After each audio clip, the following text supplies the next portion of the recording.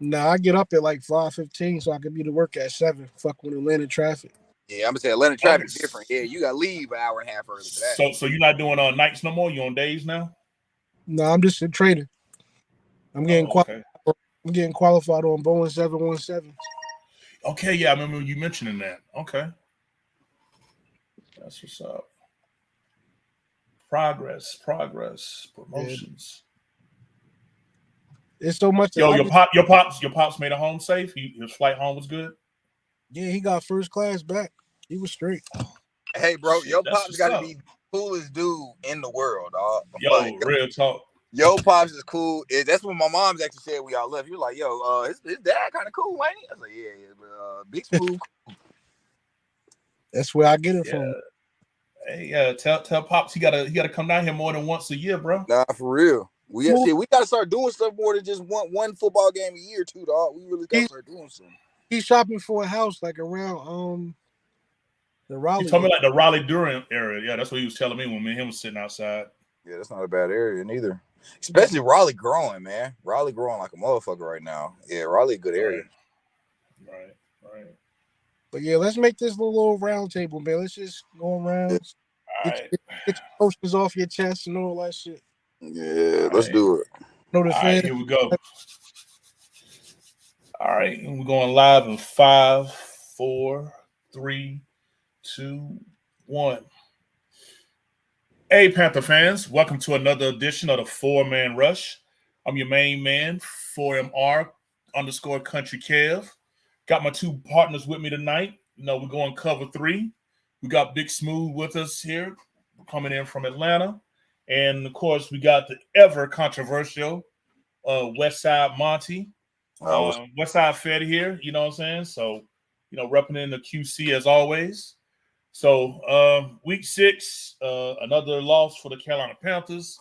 This time it was just the fact that we was actually had a lead on the road, up 14-0 first quarter, looking like we finally found an identity. Looked like we were finally, like the coaches were finally listening to Big Smooth about running the ball and things like that. The defense was getting consecutive 3 and outs. Like they looked like they was really trying to shock the world. But the game is 4 quarters, not one. And I guess Miami just needed a little challenge to wake up because after we went up 14-0, they ran off 35 consecutive points. And we got a little late fourth quarter pick 6 by Troy Hill to bring it within 2 scores. But, at the end of the day, we just didn't have enough to make this game even possible to win. So the Panthers are heading into their week 7 bye, dead last in the whole league. The only winless team left at 0-6. So, man, I sat through and watched the whole game. It's really not a lot different I can say that we haven't said on previous shows, when it concerns this team. But I'm gonna kick it off the Monty first, and then Smooth. You can clean up afterwards. Monty, from your perspective, talk about what you like and what you saw in that first quarter of the game yesterday, and why do you think the team was able to build a 14-0 lead on the road against a very good Miami team? Yeah, man. I think that we started off.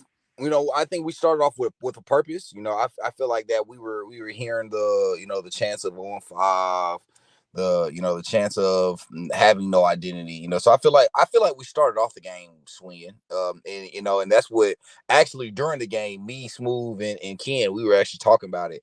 And Smooth said something in the chat that during the game that stuck with me the most was like, dude, when in a boxer, when you go into a match knowing that you outclassed, bro, you go out swinging from the jump. Like, you don't fight, they fight. You fight your own fight.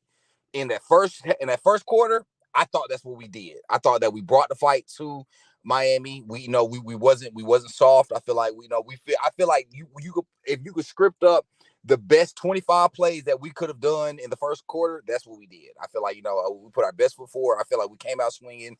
But I mean, I think you just hit it on the head, man. We're just not talented enough team to compete with these guys. And after the first quarter, I feel like a lot of the same issues that we were seeing over the previous 5 weeks we saw happen.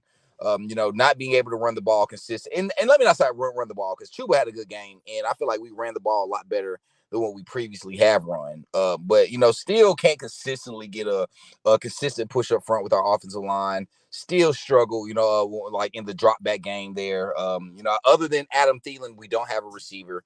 And hey, man, and to what Smooth was just talking about before the show started, bro, Adam Thielen is cooking. I mean, I hate to be the guy that say he being force fed on Twitter, because of course everybody gonna look at that as me trying to be negative. But Adam Thielen cooking, man. So there's some things to be proud about or be excited about. Still a lot more bad, still a lot more growth to be done. I feel like there's still a lot of things that could have been ironed out a lot better than what we saw as the game went by. Like having 35 unanswered points is garbage, But but I can go all day.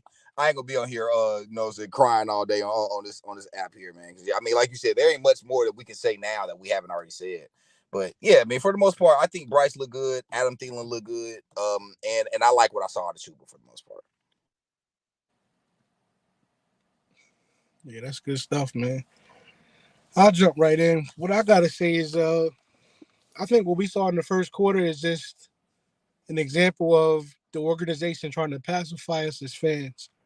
We bet I beg for this all day on Twitter. Like, run the ball, try to establish some type of identity, and it worked. But if y'all noticed, didn't we get away from the run? Yep.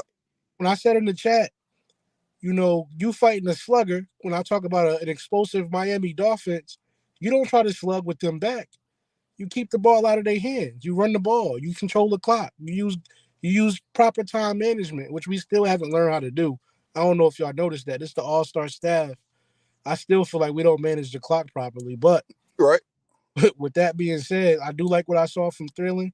I disagree with you. Well, I do already. But when it comes to force feeding, I say that when you pushing the ball into one person.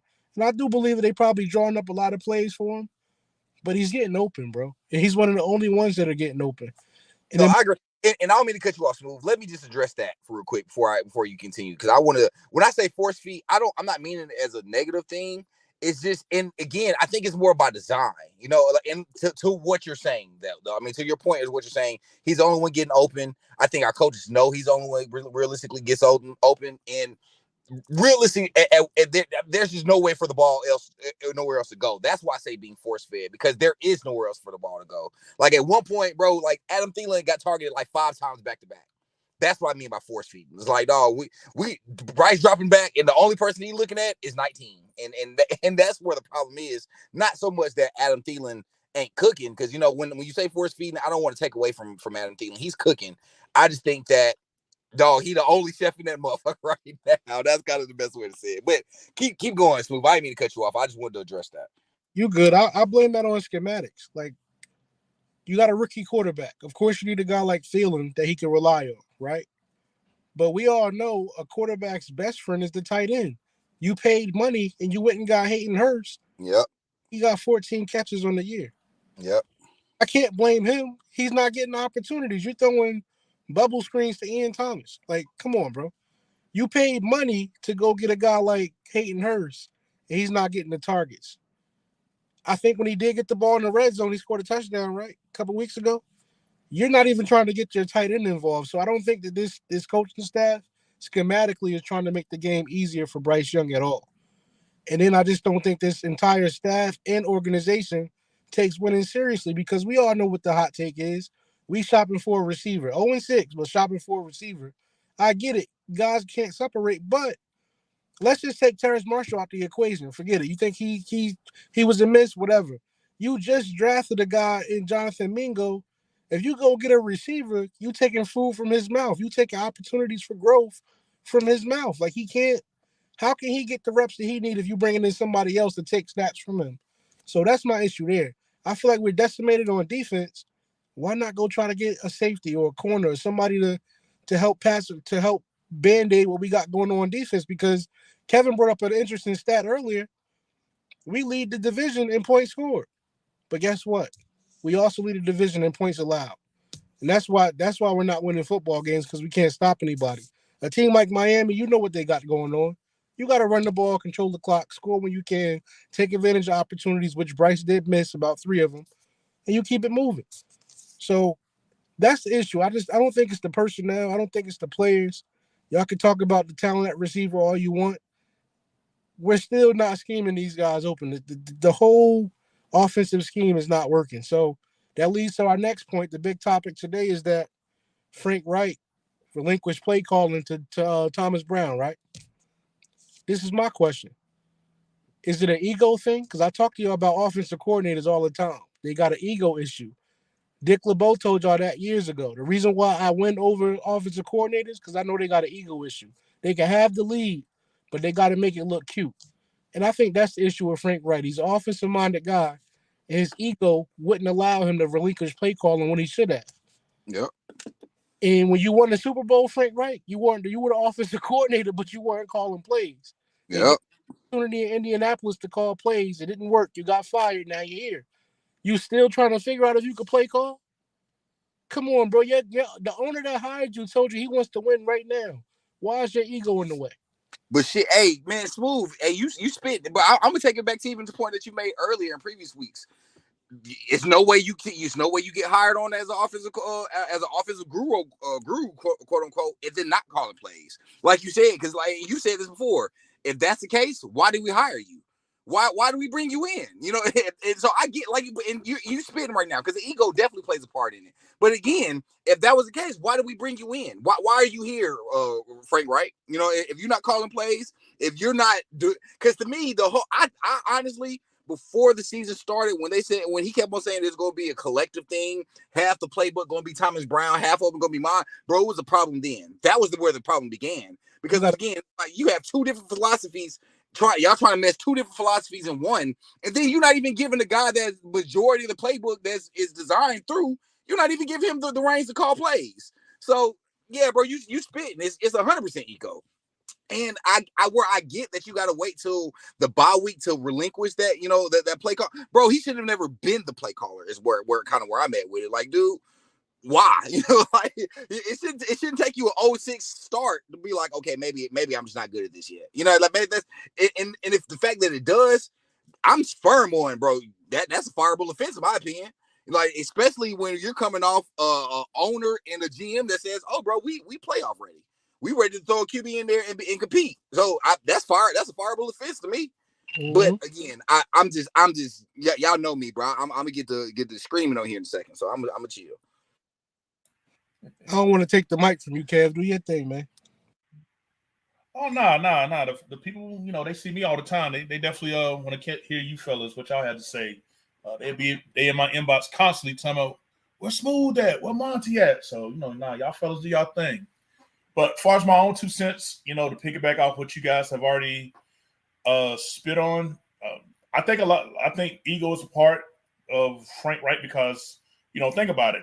He got fired in Indianapolis despite having an overall winning record, and they replaced him with a guy with no previous coaching experience. One of my favorite Monty, you know, fellow Tar Heel that we love, you know, Jeff Saturday, who, you know, took over as, you know, interim, you know, head coach. So I think that Frank Wright was kind of I think that left a bitter taste in his mouth, and I think he wanted to show that, you know, he was capable, you know, of resurrecting and reestablishing himself as someone who's capable. But again, I think he let his personal ambitions get in the way of the overall team goal. I just feel like that from day one, you know, Thomas Brown should have been. I think we all was in agreement that he should have been the one, you know, calling the plays. And I just, you know, is it too little, too late? Like, you know, we got a bye week, so I mean, is that like 2 weeks for, you know, the offense to try to, you know, find an identity and things of that nature? Are we going to get, you know, Austin Corbett back, you know, after the bye? You know, the plug in at right guard. You know, was any of the players that's been injured, you know, are they going to be, you know, ready to come back? You know, what's the latest on J.C. Horn? You know, all these type of things. So,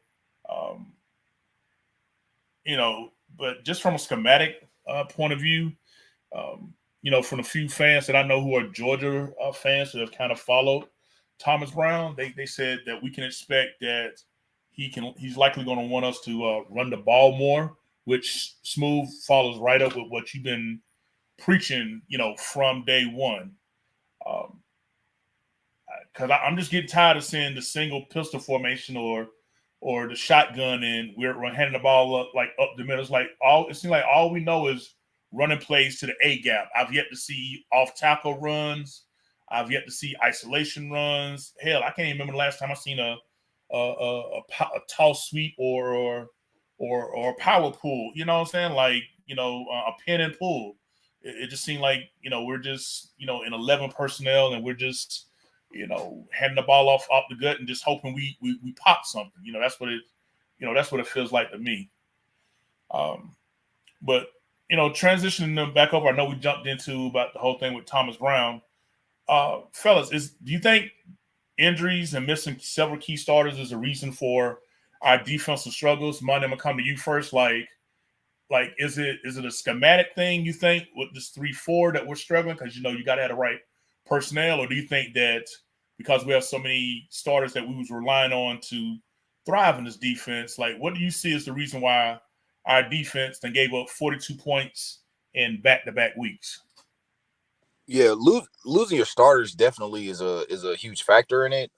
Averaging 42 points, that goes back to, like I said, giving up 35 unanswered points. So it comes to a point that where some of it is absolutely, we absolutely have been decimated by injuries. So there's no way around that. There's no way to sugarcoat that. We have been decimated by injuries. And early in the season at that. You lose your starting middle linebacker, lose basically both your starting corners right off the cuff. Lose both your starting safety. So it's like we have been beat up by on injuries. That being said, a lot of the stuff here, bro, or I would say a fair amount of stuff here is schematic problems as well. I feel like, and Sheena just tweeted that the other day.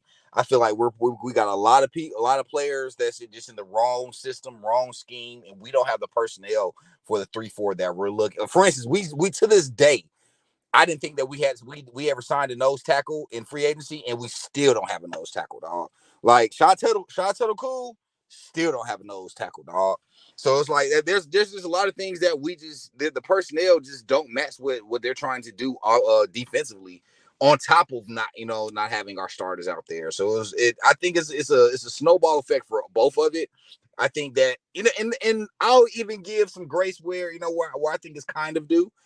For the most part, when healthy, I feel like, and for the other part of the game, for most part of the games, for those first 6 games, the first half, our defense plays well. So I'll kind of give grace there because, in the first half, we do usually play well. But like traditional Carolina Panther football, bro, it's like you said, it's a four-quarter game. And by the second half, dog, the defense is just on the field too much. And they're gassed by the time the fourth quarter comes that, that we get beat up, man. And after a while, it's no longer. I no longer can look at that that excuse and say okay, we need to get guys back. Nah, I think it's part of the system. I feel like we're just we're running the wrong defense. And I'll be honest, knowing that you're beat up the way that we are beat up, I'm looking at the coach saying, hey, look, we ain't got the personnel to run the 3-4. Let's switch some shit up, dog. Let's put our guys in a position that can thrive with the players that we got right now versus just trying to fit a square peg in a round hole. Like it don't make sense, man. So I think it's part injury, a bigger part, dog. We're not a good team. We're just not a good defense, and I think both can be true in this situation. I think you make a good point, but y'all know I'm very critical with his staff. Like I'm not a fan of it at all. But what I will give grace is that maybe it does take a year because it's a brand new coaching staff, and That's true. they got to deal with the roster that's given. So maybe a lot of these guys don't fit the system that they want. And the reason I came up with that idea is because y'all talked about Thomas Brown and how the Georgia fans think he can run the ball. The major red flag that I saw is that you changed the running scheme. We were a very successful running team last year. Yes, And sir. that entire offensive line is back. But I guess because you're a new coach, you got to change the scheme that works for you instead of the scheme that works for the roster that's given. So I don't think he's experienced enough to install a plan that works for the guys that are on his roster. So it may take blowing this whole thing up and bringing in the guys that fit both the offense and defensive scheme. That's what I will give grace at. But at the same time, that points back to ownership because you telling us you want to win right now. Why'd you hire guys that can't adapt to the roster that you have that everybody said was already a winning roster? Right. Y'all told me, not y'all, but Scott Fitterer told me that the offensive line was built. Yep. I didn't agree, but he told me it was built. And when you go in the draft and get guys like Zavala, obviously that's to add depth. So the offensive line should not be a weakness on this team, but it is. Yeah. And now let me say this, and I'll even give a little grace there because you're missing your starting right guard. He was clearly the best offensive lineman we had. He ain't played all year, and you lose your starting left guard. It was first game or second game of the season, and he's done for the year. And ask me before the season start if I think those are two best offensive linemen. I tell you, no, I think you're crazy. Now, yeah, bro. Like Christensen and Corbett, the two best offensive linemen we got, and we lost both, and we've been missing them. So I mean, but to your point, I do agree with you, Smooth. Like, don't bring in coaches that's going to take over a year, especially when you preaching we're ready to win now. I'm just saying, for the offensive line standpoint, we are missing our two best players on the offensive line there. That's all I'm saying. Hey Monty, that leads to my last point. Why did you bring back Wilkes? He was Hey. he was making, like, look, I understand people not a fan of him, but these are my points. These are my points about Wilkes. He comes from an outstanding coaching tree. If you look around the league for guys that come from that coaching tree, use Ron himself because it's his tree. They're winners. Go to Buffalo, and then you go look at Wilkes. One thing about all of those teams, and you got to include the Niners because that's Wilkes' defense now, right? Yep. Do they not play a gritty brand of football? Yeah, bro. And they winners, man. Like, you can look at all the like they win, bro. They know how to win. Ron took that Eagles team to like the last couple possessions. Yep. I think they'll mess around and split. To be honest with you, and Ron is dealing with a way less talented roster than Philly, and we all know what Buffalo is. So like, you had a coach already that showed you I can win games with this football team. Let me bring in my all-star staff. How come Wilkes don't get that opportunity? They didn't give him that opportunity in Arizona. They didn't give him that opportunity now. Why couldn't Wilkes bring in his all-star staff, put the guys around him that he want to put around him, and go get his quarterback, whether it was going to be Bryce, Richardson, whatever? It really doesn't matter. Why didn't he get that opportunity? Like, this is my biggest problem with the ownership. I think this is high school shit, to be honest with y'all. Everybody knows, at least I know, the way I grew up. The key factor to firing a coach is when you realize that the locker room no longer plays hard for that coach. And that's how he got fired from Indy, bro. Exactly. They gave exactly up. How he got fired from Indy. They didn't buy into his program. And 6 weeks into the season, does it not look like this team does not buy into his program? Yep. We don't play hard for 4 quarters. We came out and played hard for 1. So it's like, this is the second time that David Tepper has fired a coach while the team is still playing hard for that coach. It was Ron, and then it was Wilkes. Yep. And you know what? I'm going to even say at the end of Ron's tenure, it didn't feel like that. But you know what? Before I say that, you know what? I'm going to take that back because he got fired mid-season, and then you saw the team just completely give the fuck up after Ron got fired. So you know what? You're right, Smooth. Let me dial back that. You know what? You're 100% right there. He was losing guys at key positions. Like, it's hard to win like that. Like, right. Your star quarterback got a shoulder problem. Like, right. It's hard to win like that. But they still play hard. They still play for him, bro. Yeah, actually, Rivera got fired week 13 after we lost to the Redskins. So it was early December when he got fired, and that's when Perry Fowell took over the last 4 games, and we got it out. So, we got our teeth kicked in every fucking week. That man, I remember that now. Yeah, it's smooth. Yeah, smooth, right? Yeah. So let me touch on this. If you guys can see the question in the comment, because this is something we talked about. I see it a lot on Twitter during the game yesterday. And it says, this is from William Teeter Jr. He says, can you guys talk about Burns' performance when playing against the run? Am I way off on thinking that he isn't great when playing against the run? Now, a lot of comments that I saw, and fellas, we stay watching the film. Is it a fair criticism of Brian Burns? Is it maybe blown out of proportion as far as Because I've seen when Brian Burns is a stud against the run, and I've seen where he get washed. He done got put on skates by backup tackles and tight ends too. So it's I mean, don't get me wrong. I think he deserves to stay here and sign and get his money, but sometimes the film, when you look at it, it do make you ponder. It's like, bro, what is this? Like that big run that Mustard broke off after we failed on the fake punt where he broke it for like 40-something yards.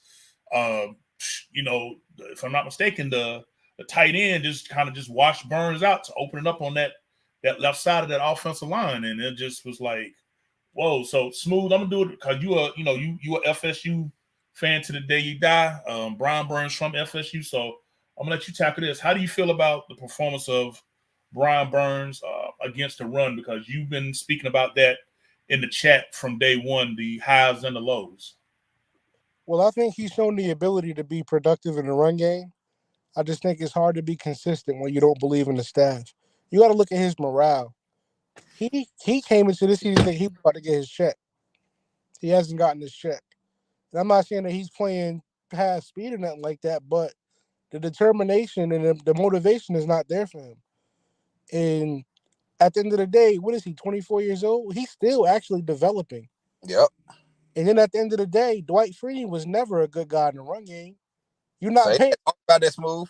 You're not really paying him to be elite in the run game. You're paying him to get after the quarterback. Thank you. If we look at it, the guys that you got paid to get after the quarterback, his numbers are better. That was the happiest moment of my day today when Monty compared Brian Burns' numbers to Nick Bosa, Crosby.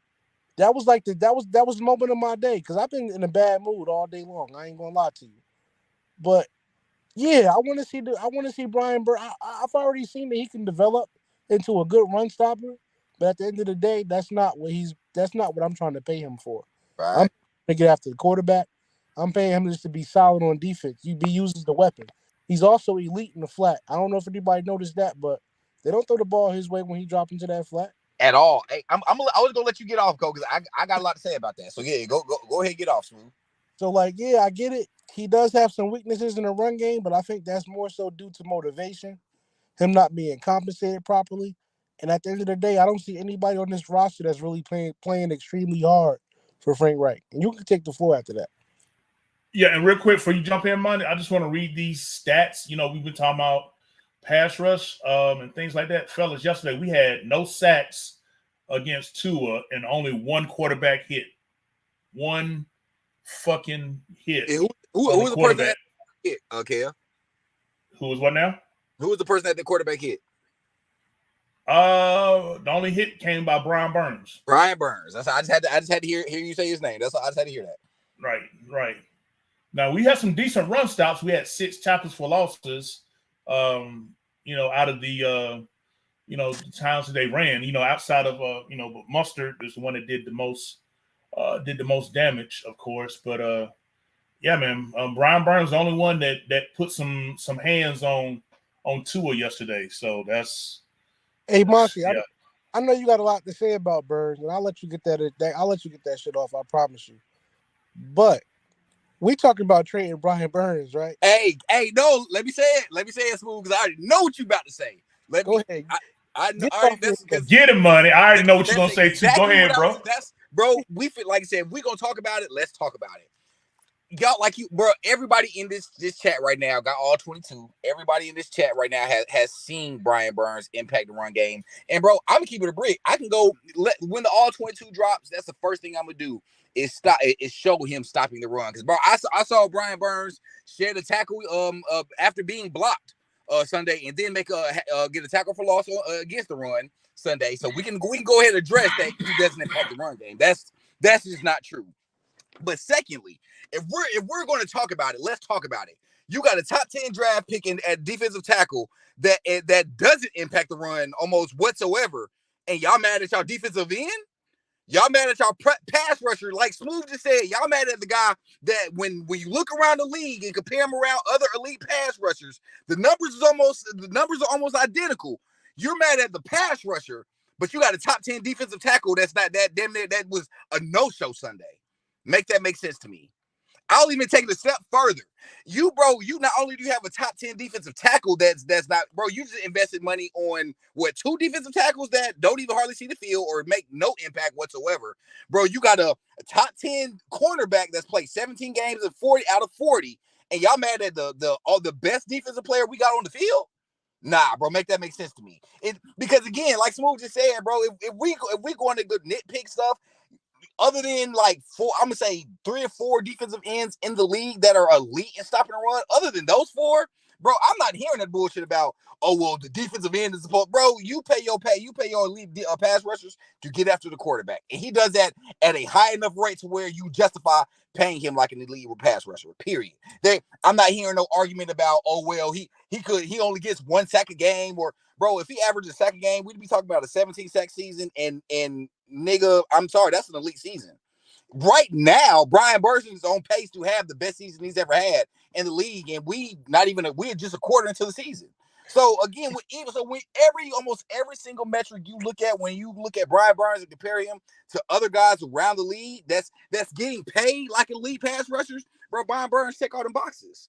And if we sit here having fans talk about trading him, he not impactful enough, he's the only trade piece we got, bro, bullshit. You got a corner that ain't playing, the corner that y'all swear is a lockdown corner that's not even seeing the field. Y'all got a defensive tackle that we were just saying he's a top 10 defensive tackle before the season started. And bro, I think his stat line was 0-0-0 across the board. So what is we talking about right now? Go ahead, bro. We ain't been good against the run since we drafted Derek Brown. And since we drafted him. And look, Smooth, you know, bro, you know me, you know I was high on Derek Brown. He Auburn dude. You know, I was in Auburn. So it's like I was high on Derek Brown. Let me bring some stats to kind of bring you back to reality on that. I mean, I get how you feel with the cardio with the 0-0-0, but as it stands right now, Derek Brown is a top 10 run stopping defensive tackle. He has 17 run stops of where he made the tackle where the ball carrier got 2 yards or less. His run defense is 8th best at 67.8.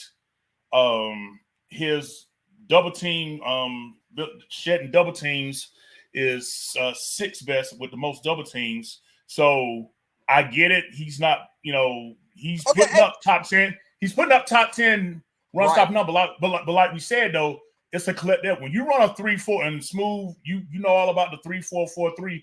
When we switched to this 3-4, it wasn't going to be a position where the defensive lineman and the tap and the Tuttle and Williams were going to put up any bit statistical numbers. Their job is to occupy enough blockers for the linebackers. A 3-4 is a linebackers to run a 3-4, bro.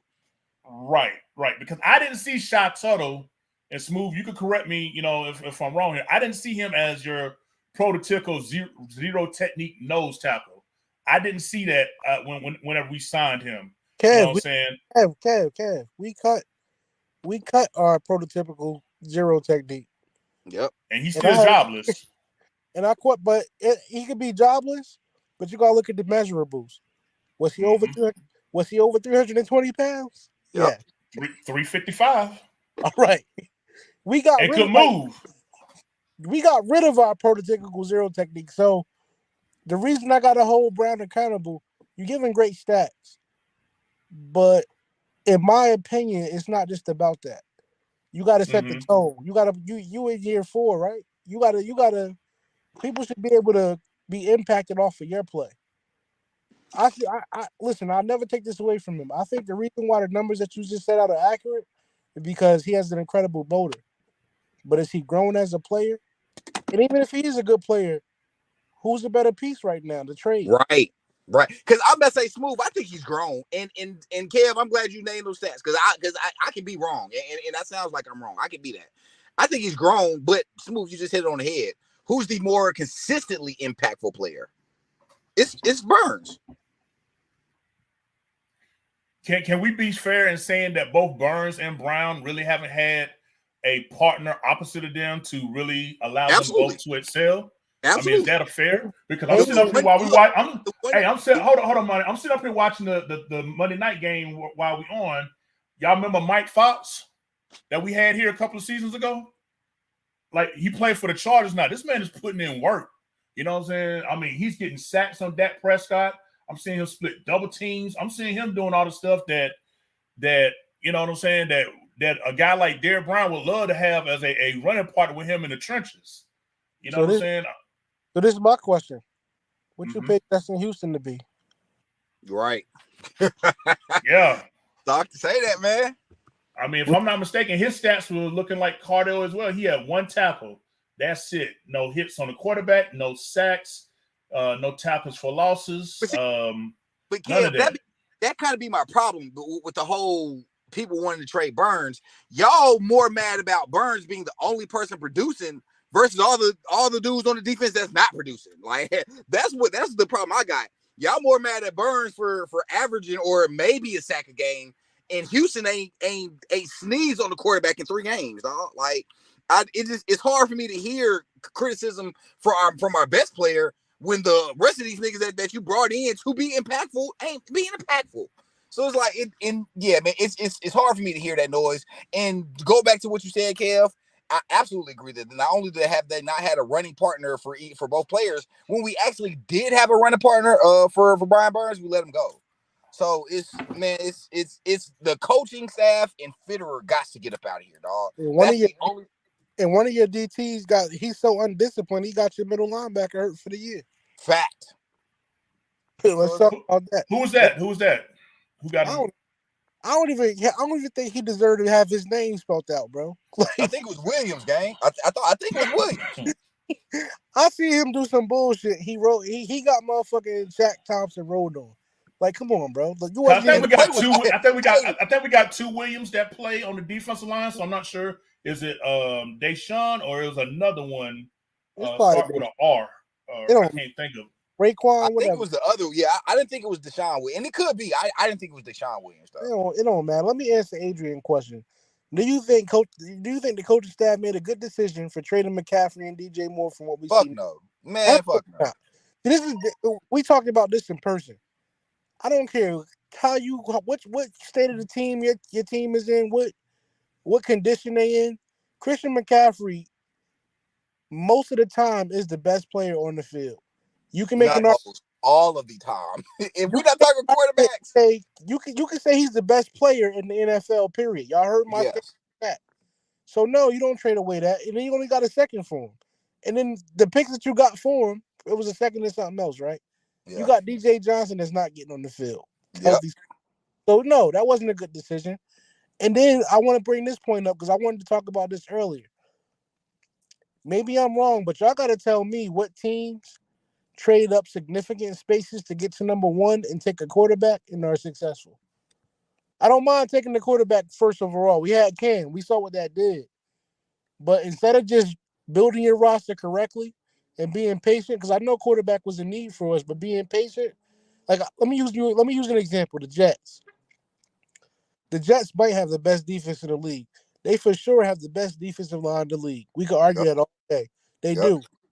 And obviously, their problem, their Achilles heel, is quarterback. Yep. So, still given, have they not still attempted to build the roster the right way? They got receivers. They got a receiver. They went and got Garrett Wilson. They've still stuck to the process of building the roster the right way. They just can't get it right at quarterback. I'll say now I'll give you pushback on the Jets now. I'm gonna give you pushback on these 2 points move. Only reason because the Jets now we're talking about the Jets that have failed on 2 quarterbacks as well. So if we're gonna keep it a brick, they failed on the head coach, 2 head coaches, and 2 different quarterbacks before they got it right. So if we gonna keep, I'm gonna leave the Jets out of that just because they still trying to figure it out. Now since they've gotten Saleh, it's gotten a lot better, and they got a real football guy at head coach. So to your point, they are starting to do football things now, but beforehand, they failed on 2 head coaches and 2 quarterbacks. I can't overlook that. But to what you were also asked for, the last team that traded up for first that was successful was the Rams. You got to remember they went up and got Goff, and they went to the Super Bowl within that first 4 years. So those are the only 2 teams that. But to your point though, one team can't be the one thing that you look at and say, oh well, the Rams did it, so that can't be your argument though. I do agree with you there. I don't think it's never just quarterback. Like I don't think it's never just quarterback. That's all we need. Because if that's the case, you go ahead and get you the right veteran. That's fact. I just think we gave up too many assets. I love Bryce. Y'all know I got on board with Bryce. I'm happy he's here. But I just look at the situation that we put in, and to address Adrian's point, we also lost our best receiver to go get Bryce. And now we're in a situation now where Adam Thielen is the best receiver on the team, one of the best in the league. But just imagine if I don't know. If you don't go get Bryce, you probably sit at what 10, and you if you do want to trade up, you give up less assets to move up one Right. spot to get Jalen Carter. Right. Now Yeah. you're not talking about run defense. Now you're talking about Carter, Brown, Burns. Right. We, And I think even if you go gamble and get a quarterback, if you knew that you weren't a quarterback, that's really the issue. They thought they was a quarterback away, they wasn't. If you thought that you was just a quarterback away, and you, in my opinion, now we playing hindsight now, because of course y'all know Bryce was my guy, number one going into it. He still is. But if you were going to not go in all the way for the number one pick, you could have got to 3, took Anthony Richardson, and like you said, Smooth with Wilkes, bro. Anthony Richardson would have had that boy cooking. He would have had a power run game, a offensive line that fit what they want to do offensively, and would then have been you don't playing have to use Smash Mouth. DJ Moore. We would have been playing Smash Mouth every week. We'd have Win been or kicking, lose. bro. We'd have ran the ball for like 400 yards a game every game, dog. Smash Mouth every single week. Win or loss. The team that we played against is going to feel us. Bro, they would and to your point, like you said, dog, that was the biggest thing with Ron Rivera, bro. It's like you could beat us, but bro, like you could beat us on the scoreboard, but you got your ass beat to get like to beat us on that scoreboard playing with Ron, dog. Like you left guys was beat up, guys was leaving bruised up. Like, nah, dog, I'm not trying to see Carolina no more, bro. And we're not that team no more, dog. We ain't been that team in like 5 years. We haven't been. We just haven't been, and I'm just still waiting on an identity. You showed me glimpses for one quarter this past week. I guess all the Panthers fans that feel like me, I think for us to be sane and for us to have peace, we got to understand that that's probably just not our brand of football no more. Nope. But you wouldn't pay $6 million for Miles Sanders. He don't even deserve to have a single digit jersey. I agree. So like, I just think that we're probably getting away from that. I believe that the winning formula still this day in this league, I know it's a copycat league, but usually when you copy, you don't win. Like you usually second tier. I'd rather stick to what we've been good at for 25, 30 years. Let's just run the fucking football, be physical, make the team against us hurt, and play defense. And That's bro, you can and Smooth, to your point, bro. You can't. I honestly, dog. Other than like 2 or 3 teams, you can't even say that's not the solid football that wins, dog. You look at all these different teams and all these different coaches that exactly like you just said, bro. That run the ball. That bro, go back to the Jets. Now going back to the Jets, dog. The Jets run the fucking ball, bro. Brees Hall gets busy on the getting the ball, dog. So it's like we can't even. You look at all these different teams that win, they know how to win because, like, bro, I keep it a buck going to Kansas City. Kansas City is a better team this year now, in my opinion, because bro, Pacheco be out there toting that motherfucker, bro. They got a run game. They got a consistent run game and that. And it was like, bro, you can't win or expect to consistently win unless you got Patrick Mahomes, Tom Brady, unless those are your quarterbacks. Bro, you can't win without having a run game, dog. It's just not or you can't consistently win without a run game. I just don't believe that. we gotta be a physical brand of football. So that's the reason why I'm not really a fan of this staff, because I don't think that they're going in a direction where it seems like we're still gonna be a physical brand. Like, okay, Thomas Brown calling plays, but I told y'all my red flag. You just changed the run scheme. You're not playing to your offensive line's strengths. Our first round draft pick at left tackle, yeah, I think his feet are trash, but I think he would be more serviceable if you were playing to his strengths. And we don't do that. You're not going, listen, Icky is never going to look good when he's in pass sets 40 plus times a game. It's just never going to happen. He's not that type of guy where he's going to look good going into a pass set 40 plus times a game. It's not going to happen. And bro, and your quarterback not gonna look good having to drop back 40 plus times a game, dog. And you said that, Smooth. You said that last week, bro. There's no way your rookie quarterback can even thrive that way, dog. Having to throw the ball bro. His first game in the league, he threw the ball almost 50 times, dog. Like, it's no way you can win that way. There's no way you can win that way. And speaking of Bryce Young, fellas, we can wrap this up with this one. A lot of fans have been, having, I guess, what you call buyer's remorse. They've been all on the nutsack of CJ Stroud. Oh, we messed up, and even, some of them were, with the early highlights of Anthony Richardson, Indianapolis, who, as we found out today, is now on IR for the rest of the season. We wish him a full speed of recovery because we don't like to see nobody, get hurt. So definitely shelving him for the rest of the year, I think was a smart move by the Colts. But definitely wish him a speedy recovery. But overall, fellas, since we was talking about Bryce Young, number one, do you feel like, you both can answer, how you like to, but number one, was getting Bryce Young over CJ Stroud the right move? And number two, are you seeing what are the things that you like and don't like about Bryce Young as far as his growth? Because it looked like he's getting better each game, but still having those rookie moments. And I know Smooth, you be in the chat, be talking about elite processing in a jokingly way, but I'll let you start last time with Burns, so I'm gonna let Monty start with this. So Monty, No. Go ahead. Let Smooth get this one. I mean, okay. So number one, did we get it right with Young over Stroud? And two, the pros and cons of Bryce Young's game. The reason I want to start is because I don't have much to say. Quarterback is not my expertise. It's more Monty, and I give him that. This is what I got to say in short. Y'all know I was not a fan of any of these quarterbacks for this class. That's true. I thought this class was better than last class, but I still didn't think and I don't mean to cut you off, but yeah, if y'all think he didn't like this class, y'all last year Smooth didn't want he didn't want a quarterback to breathe on his team, dog. So what you saying? But that's true though. That is true. This is my point. Bryce grew on me. I watched the QB1 series on Tubi. I did homework on him. I started following him more.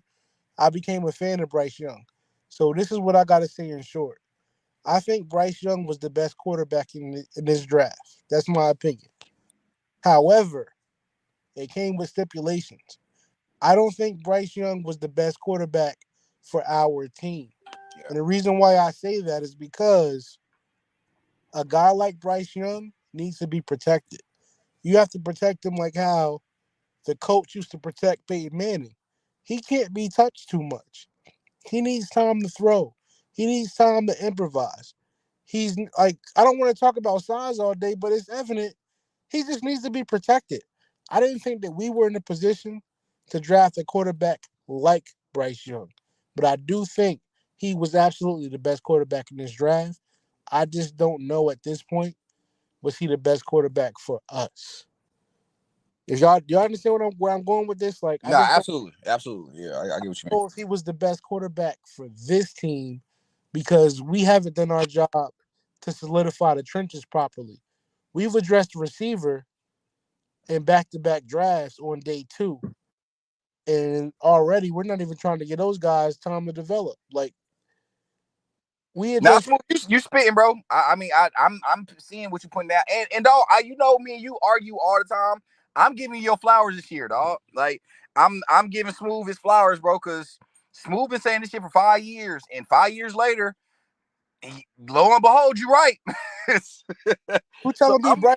I think Bryce Young got it. Like, as far as I be making the jokes about processing, I think Bryce Young is way ahead of his years. Yeah. I just don't know that I do that we the team for him. Now I get what you mean. I don't have the personnel for him to thrive. We don't have. You don't need an elite offensive line. It just has to be good. Yeah. Improvise. We don't have we don't have pass protectors. We have maulers. So it's like he wasn't the pick for us. Yeah. And I regret. I got on board with Bryce. Look, I got on board with Bryce because I had no choice. If I'm in the number 1 pick, I got to take the best player, which was Bryce. Yeah. But when it comes down to it, we weren't in a situation where we could actually draft Bryce for him to thrive. So now we're in a situation where, to be honest, I know we want to go get him a receiver.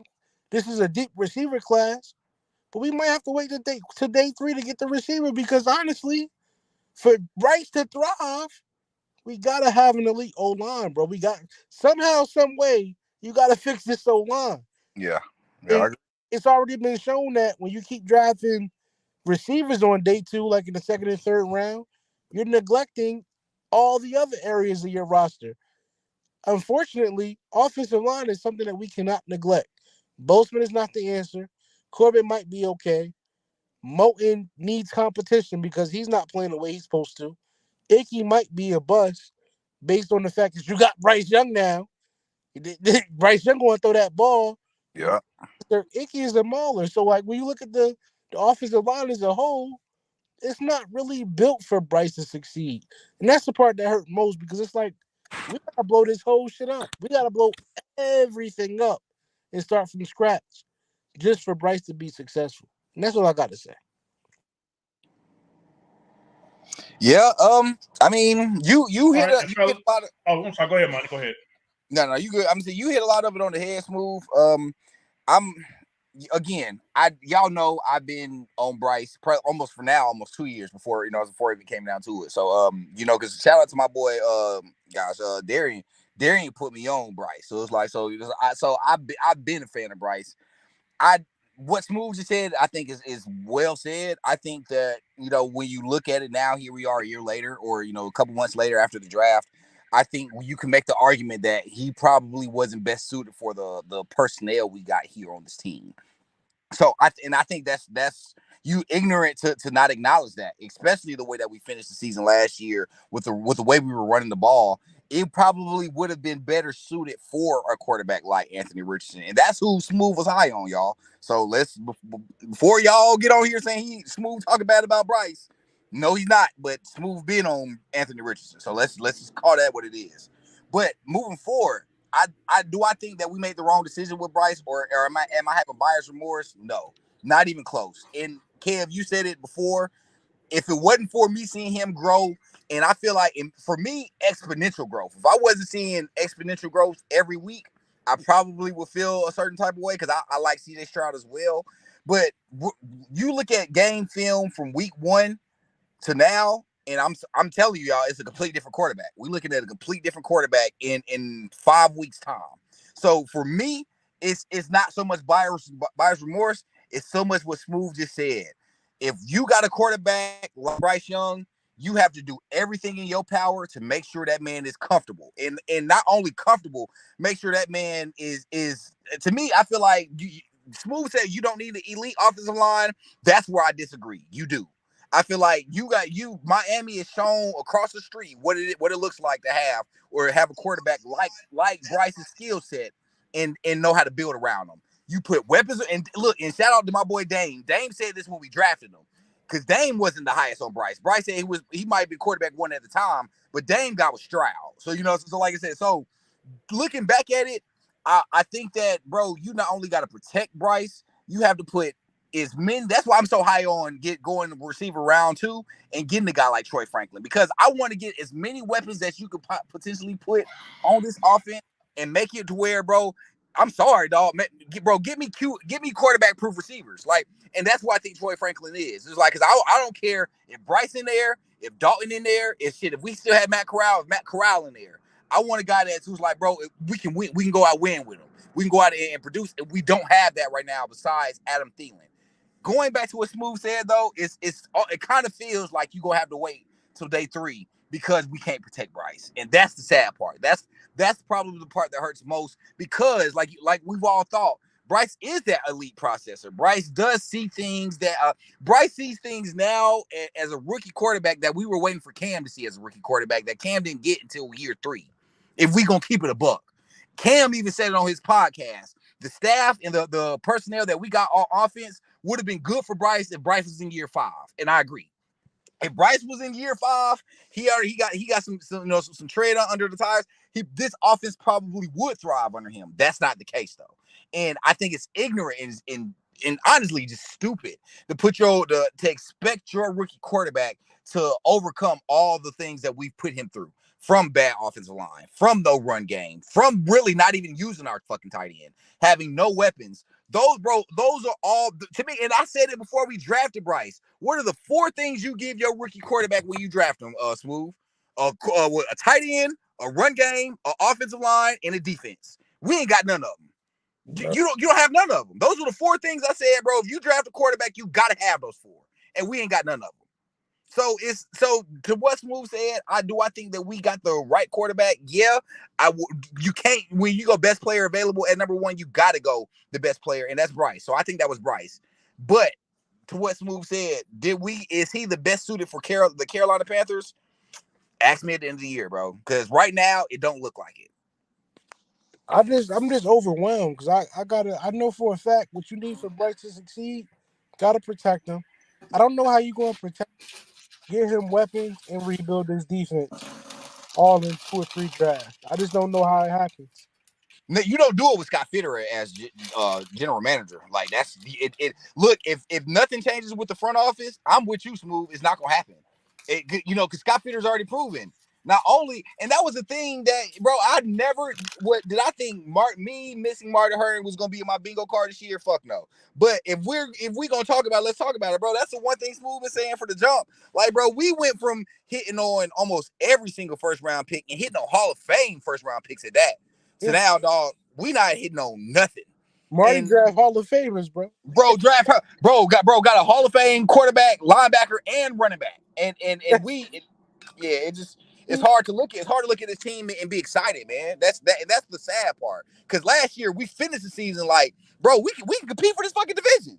Here we are 6 weeks into the season, and bro, we doing mock drafts already, dog. It's all bad. Marty draft Hall of Famers, bro. Like I think that sometimes I think what Tepper's biggest issue is he don't know what patience is. Sometimes you just got to be patient. I probably would have stuck it out with Ron and Hurney till I found legit upgrades. We didn't have upgrades. Tepper was just tired of going 8-8. That's all it was. He wasn't going 2-16. He wasn't going like, you know what I'm saying. He was just tired of going 8-8. And bro, and Smooth, it didn't even make no sense because my nigga, you hadn't even been here long enough to say you was tired of going 8-8. You hadn't even been here long enough. You was here 2 years and then you tore down. So Smooth, you preaching right now, dog. It was like it's no way that you move on from a 2-time coach of the year for a guy that ain't never taken this, never was a coach of the snap in the NFL. Yeah, man, it's we bad right now, dog. All right. I'm gonna let you rock. Yeah, I just want to clear the air. I'm a huge fan of Bryce Young. I love the kid. I love Bryce Young. And that says a lot because I didn't like the class at all. Yeah. I want Bryce Young. I didn't want Anthony Richardson. I didn't want Stroud. I had flaws in all of them. I wanted to be patient and just keep building a roster. Just build a roster. Quarterback will eventually connect. It wasn't going to be Sam Darnold. It wasn't going to be Teddy Bridgewater. But just build the roster right. Just keep building the roster. And you could be in a situation with the Jets where, honestly, they just need the quarterback. That's all. I'd rather be in that situation where I'm going 8-8 every year when I'm just a quarterback away. Rather than now Smooth. Now I'm gonna say they wasn't going 8. They wasn't going 8-8 every year, dog. Now that's to your point. You are right, though. No, we was going 8-8. Yeah. 10, 7-9, 8-8 every year because our key positions weren't healthy. Our quarterback had a shoulder issue. Our best defensive, like, you get what I'm saying? Yeah. We were already in a situation where we were middle of the road. What's the difference between the Steelers? Like, let's go from 2013 to now. What is the biggest difference between us and the Steelers, bro? Like, we were just that one position. Just build a roster, bro. Just keep building a roster. You can't get the quarterback right now? Well, at least I got a fucking defensive tackle. At least I got Derek Brown and Jalen Carter and Brian Burns. Yeah. Like, and bro, it's crazy because you at one point, dog, when you look at this team, at one point you had Greg Olsen, Christian McCaffrey, DJ Moore, Curtis Samuel, Robbie Anderson. That's on the offensive side of the ball. Then turn around on the defensive side of the ball, bro. Derek Brown, Brian Burns, Luke Kuechly. You had all of that on the roster at one time, and in 2 years tore it all down. We bad, bro. We stink, actually. It is cool if you want to start over. Fuck it. but you don't even have the pieces to start over. Yeah. Kev, do your thing, Kev. We stole the Yeah, mic yeah, from yeah. Ben Smooth done, dog. No, bro. no, no, no, no, no, no. Y'all. Hey, look, the comments I'm reading in the chat, the fans love y'all, man. So keep doing your things. But I had I am gonna wrap this. it. I had to But wrap yeah, it up. we're gonna If you wrap. want to? We Yeah, gonna have we're to gonna wrap it up with this. be more Oh, go consistent. ahead, go ahead. I gotta record every week. I got so much to get off my chest about this team, bro. We got beef in 4-man rush because everybody don't agree with each other. Like this, Nah, this that's what we real. this is what we do. Like I'm not giving no room for breathing room with this motherfucking staff. I'm the only person that just hates. I don't care about Thomas Brown. I don't care about Frank Reich. I don't care about the stupid ass quarterback Josh McCown that was never really nice. This not an all-star staff to me. Get rid of this shit. It don't always take 2-3 years to see what the staff is. We saw in preseason what the staff was when we couldn't run the ball and we couldn't protect Bryce. Now we in week 6. Everything that we saw in week 1 of preseason is present right now. Why do it take 2-3 years? I'm sorry for screaming. It don't take that long for me. I'm very disgruntled.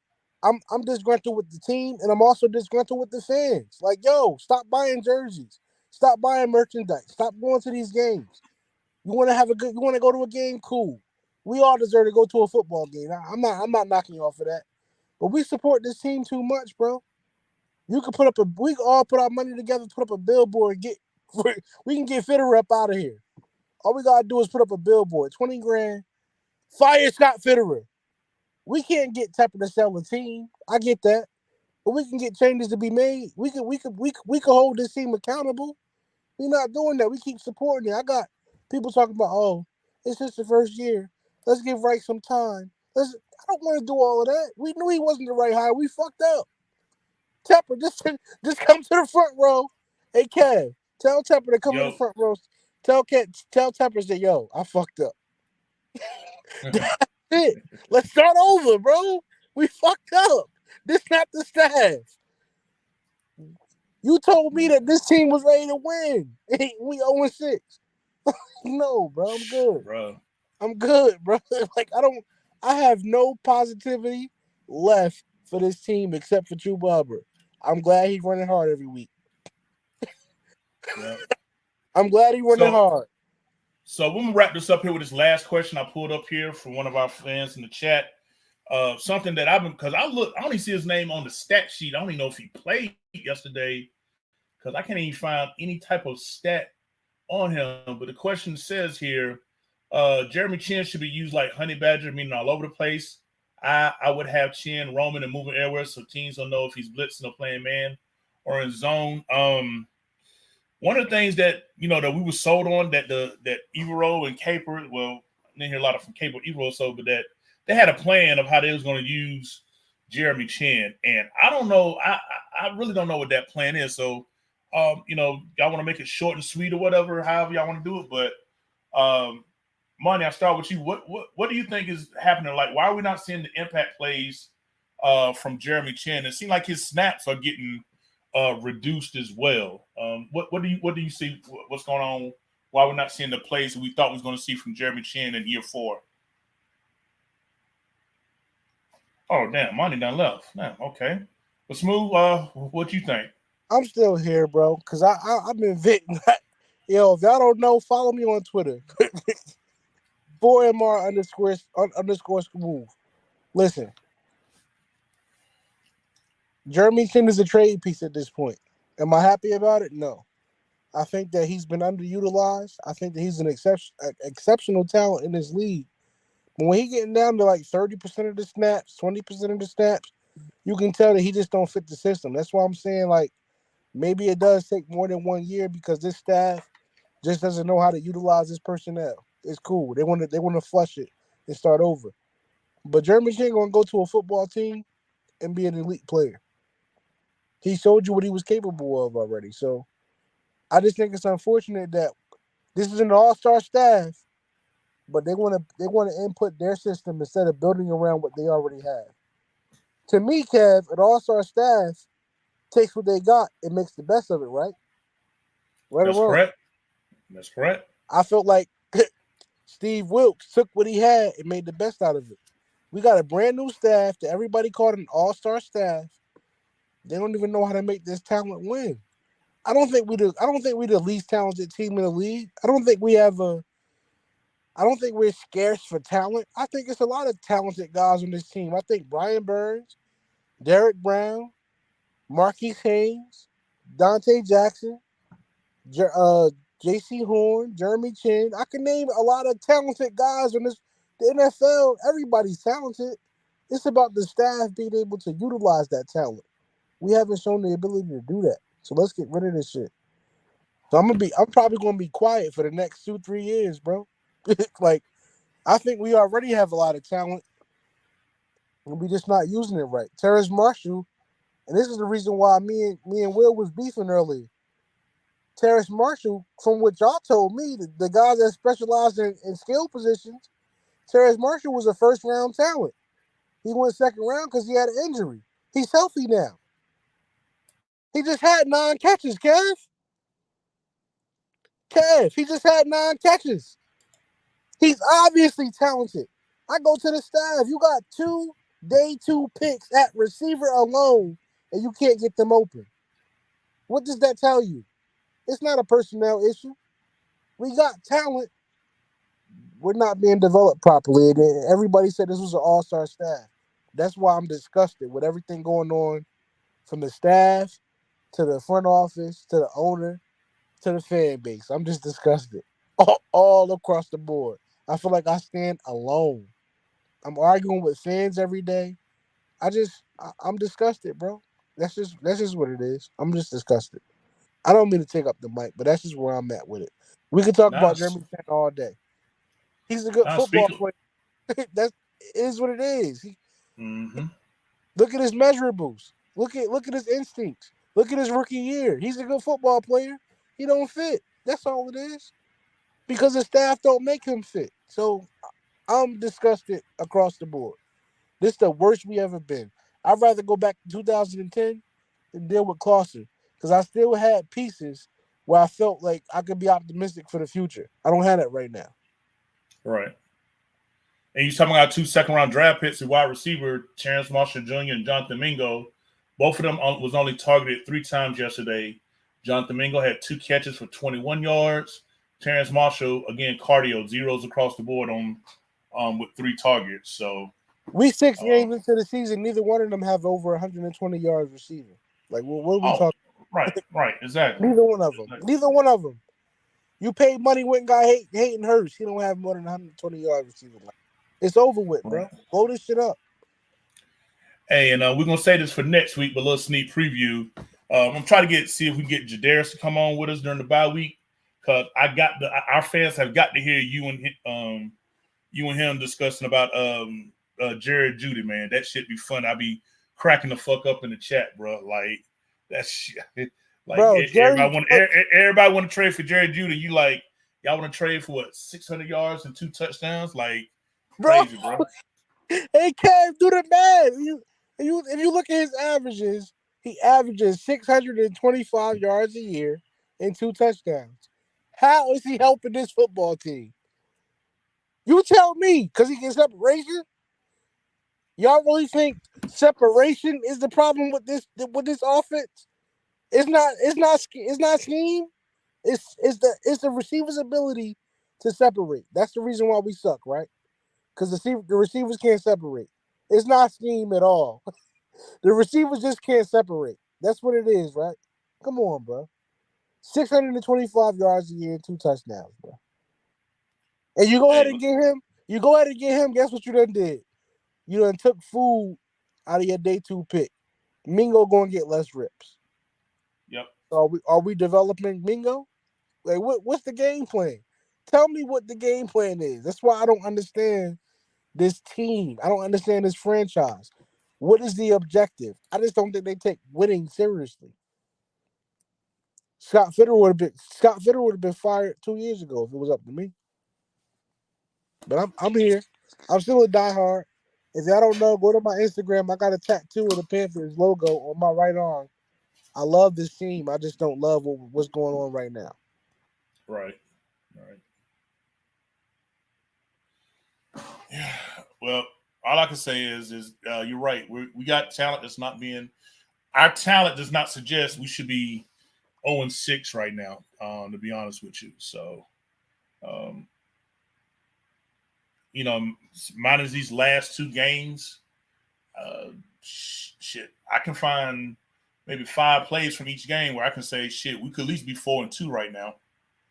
You know, We played uh, tough the first 4 games. You're right. We played tough. It was yeah, close. because we let Atlanta slip by us. We let New Orleans at home slip by us. Um, Seattle was winnable. I think we was leading up until late in the game with that one. The game, me and you, well, you brought your pops down for Minnesota. You know what I'm saying? Like our first 4 games should have been 4 dubs. You know what I'm saying? If you ask me, so four and Wilkes, two heading to the bye week would have been lovely right now. Wilkes would have won 3 of them. Oh yeah, definitely, definitely. But We don't. We don't have an identity. damn sure don't. It's hard to be a Panther fan. We're gonna close out, Gav. It's very hard to be a Panther fan right now because we don't really have optimism outside of Bryce Young. And Yeah, you're right about that. as much as you want to be optimistic about him, you also see that we're not building around him properly. So Right. it's just hard, bro. And I'm cool with it because my college team good. If y'all don't know, I'm a Florida State fan, die hard. We might get a natty this year. At least I still get to see what winning feels like, Kev. But my my best team, the heart of my soul, my love for football, is for these Carolina Panthers, bro. And it's very very hard to support this, to support what we got going on right now, bro. I just want to blow it up. I just want to bring Wilkes Yeah. back. I want to send him that text. Hey, big head, can you come back? I want to bring Ron in as the defensive coordinator. I want to bring Norv in as the offensive coordinator. If we gonna be 8-9, fuck it, we 8-9, bro. Like, at least we gonna have an identity. At least we, at least we gonna have a chance to compete for the division. At least we gonna have an identity. At least we gonna be able to fight. We don't have that, bro. We're not even fighting, bro. Man. I don't know I how. will. Listen, this for the fans too. Kev, I don't even know how you, Canardo, and Will go into that I-85 rivalry and talk shit. I don't even know how y'all do it, but I don't got it in me. I don't even know how I give y'all so much credit. I don't even know how y'all do it, bro. Like, I Man. don't even want to talk shit. I'm in a I'm in a bad place right now with these Panthers, bro. It's nothing to be proud of. Nothing. You got the mic though, bro. Yep. Yeah, I was just gonna wrap it up by saying, you was talking about college football. You know what I'm saying? You be popping your shit about Florida State. Like I say, I would love for me and Monty's Tar Heels to meet your Seminoles in Charlotte for the ACC championship. So, we got some hurdles to clear and things of that nature. But fans, y'all want to see a hotly contested conversation? Let's talk college football with smooth Seminoles and me and Monty's Tar Heels, man. It's it's always good. Smooth, brings up the national championships every chance he gets and We got a lot of all them. that other shit. We Yeah, got a yeah, lot of yeah. them. Hey yo, listen, handle your business, bro. Make sure y'all beat Duke or Clemson. You just gotta beat one of them, bro. You'll be good. Beat one of them, and you might be able to holler at us in the ACC championship, bro. We But doing now, it. real talk, as fans, how cool would it be if both teams enter undefeated? You know what I'm saying? And the winner goes to the playoffs. You know what I'm saying? Like that would just be good for the ACC as a whole, and what I'm saying, for those two programs. It's gonna be good for us because we get to meet up. We get to See, there get you go. we get to meet up and get drunk, bro. Like, I can't wait. I really do hope UNC beat Duke. I hope they beat Clemson because we already did those things. Except Duke, we gonna beat Duke, bro. But we already beat Clemson. We just waiting on y'all to beat Clemson so we can meet up. Y'all beat Clemson, we meeting up, bro. Y'all beat Clemson, ACC championship, Florida State University versus UNC. Let's get it cracking, So you'll come back for that one? bro. No question. I'm calling. I don't care if my job will pay me or not. I'm calling out. I'm going to be at that game, bro. Because I know how much y'all love UNC, bro. And I love Florida State. My dad played football for Florida State University. That's why I'm a fan. But Okay. Okay. for my so my dad is a Seminole for life. I'm a Seminole for life. But I can't wait, bro. I can't wait to see UNC in the ACC championship. I want that so bad. But other Hey, than that, man, that's the reason why I still watch football, because I still have a team that's pretty good, bro. I get to watch football on Saturdays. I wish my Sundays were better, but they're not. And I don't listen. I love the Carolina Panthers. I'm always gonna love the Carolina Panthers, but look, we in a bad yeah. situation. Hey, Smooth. Here's a laugh to wrap this up. Demetri Calkin saying, neither one of us want to see his Oklahoma seniors. We Man, scared. get the fuck out of here. I wish I would. I wish I would see the Sooners in the I wish I would see the Sooners, bro. Bruh, Listen, if I gotta see the man. Sooners, good for me. Championship. I'm telling you. Hey, well, that's it for the 4-man rush tonight. We are actually, wow, hour and 15 minutes, man. It don't seem like we was talking that long, man. Like I said, we got a lot to say, and I appreciate you and Monty coming on and, chopping it up. And our fans really definitely enjoyed the banner, the things that you guys were saying. So being appreciated, you making time out of your busy schedule. Gonna let you get on the gonna let you get on in because you got to be up at 0500, get ready for your training. Just let you guys know, if you don't mind me putting out there, Big Smooth is a if I want to say airplane mechanic for Delta, correct? Yeah, I'm a Delta aircraft mechanic. I'm currently getting qualified on Boeing 717s. They fly pretty short flights. Like anything that's less than 800 miles, we're gonna fly 717s. That's what I'm getting qualified to work on right now. Hey, that's what's up. That's what's up. Well, man, definitely let you go so you can get some rest, and best of luck to you.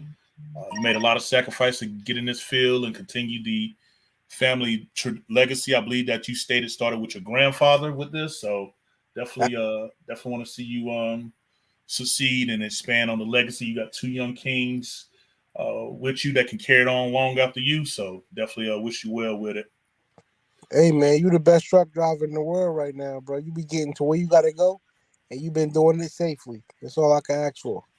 Hey, appreciate it. Yeah, any thoughts and prayers? Hey, it's always appreciated because it's a lot of people out here don't respect us truckers and be trying that dumb shit. So That's I because make y'all. sure Oh, I make sure before them tires pull out each morning, I get on the man, knees and thank the man upstairs for I roll, because it's only by him that I ain't been in an accident and hurt nobody, because people really be trying me out there for that's because real. y'all get all the women, man. Y'all hoes, man. That's why we don't You respect. stupid. You stupid. On that note, we're gonna wrap it up here. Want to thank Big Smooth and Monty again for joining me. We ran cover 3 tonight. Hopefully we can get Jadarius on next week and run a little cover 4. See what if anything happens over the bye week, if any players get traded, any other moves that might be made. Even though uh, Coach Wright said this is the only change during the bye week, we'll see. You never know, because apparently every Tuesday him and Tepper have weekly meetings. So see how that play out. Nobody believe But that shit. Hopefully we get Will on the podcast. And we can do a quarters. We don't even got to run cover 3. Let's run quarters. there you go. There you go. All right. So again, on behalf of everybody here, the 4-man rush, the rest of the fellas here who out doing their thing. This your man, Country Kev. Again, thanks Big Smooth and West Side Fetty for joining us tonight. We're gonna go ahead and let you all go. Thank you everyone for supporting the 4-man rush. Again, this is our fifth, 18, 19, 20. This is our 6th year, man. Going in our 6th season, because we started 2018 season doing this. So we just appreciate all you fans reaching out to us on our different social media platforms. Again, I run the 4-man rush Facebook page. Will runs the 4-man rush Twitter account. Smooth runs the 4-man rush IG account. So y'all definitely get on and chop it up with us whenever you can get a chance, and we definitely appreciate it. But we're gonna wrap this up, and y'all have a good rest of the evening. Stay safe out there, and we'll catch you guys again next week as we get ready to take on the Houston, Texas at Bank of America on Sunday, October the 29th, I do believe. So it's rough, but we're going to keep pounding. Y'all take it easy. Keep pounding. Love y'all.